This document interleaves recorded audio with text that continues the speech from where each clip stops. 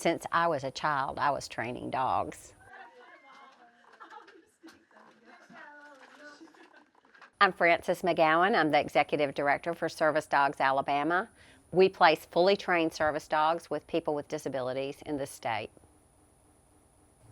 I had seen something on the news about service dogs, so I just was looking online and we found Service Dogs Alabama, and for them to be 20 miles away from where we live, I mean, it was a godsend. I got into the service dog field organically. I started a therapy dog program, and as I was taking my therapy dogs out to work with children with disabilities in different rehabilitation centers, I realized that they were making such a huge difference for that 1 hour that if they had the dog 24/7, it would make a tremendous difference not only in their lives but the lives of their family as well. And so organically, we started training service dogs.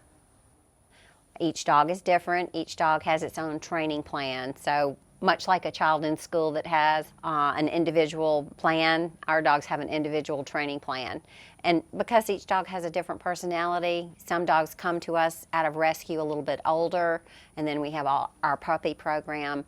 They all go through different stages of maturity, focus, temperament testing, seeing how their work drive is, being able to respond to smells, as well as recognizing different characteristics of disabilities like seizures and meltdowns, and having anxiety in public, or diabetic alert dogs, smelling low and high blood sugars. There are disabilities that we haven't heard of before, but training a dog is similar for intervention skills, for scent detection skills. It's just you change the scent, you change the cue for the intervention, you change the way they're alerting their person depending on what that person needs. So we're able to take single commands and string them together in different ways that can help almost anybody who needs a dog.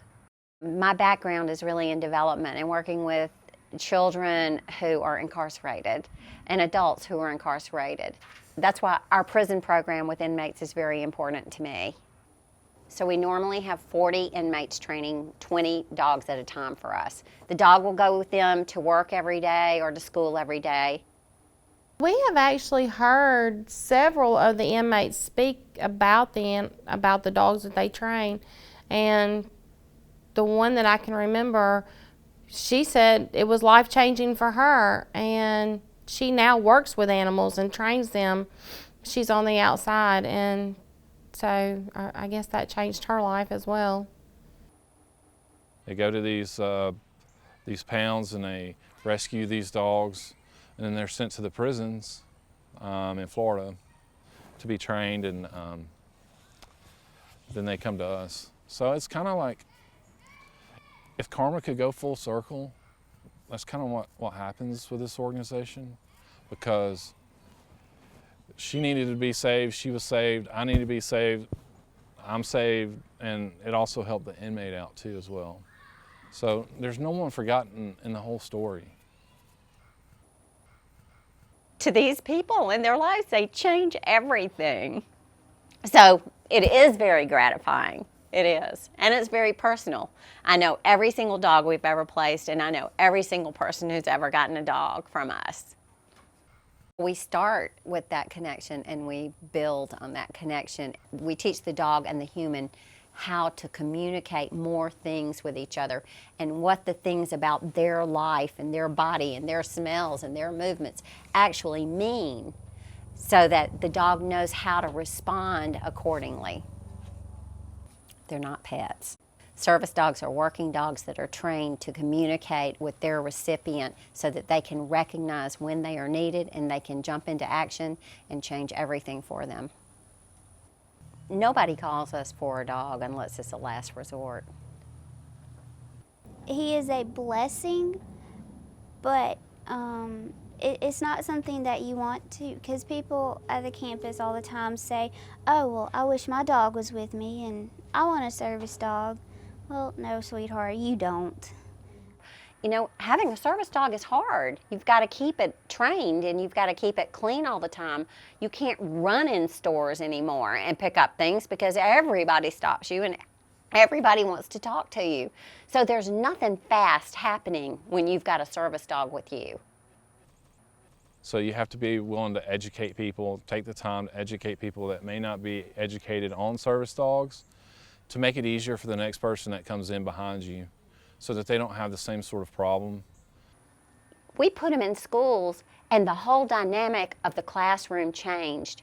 The first year we did research with the dogs that were in the classrooms and found that math scores went up by 18%.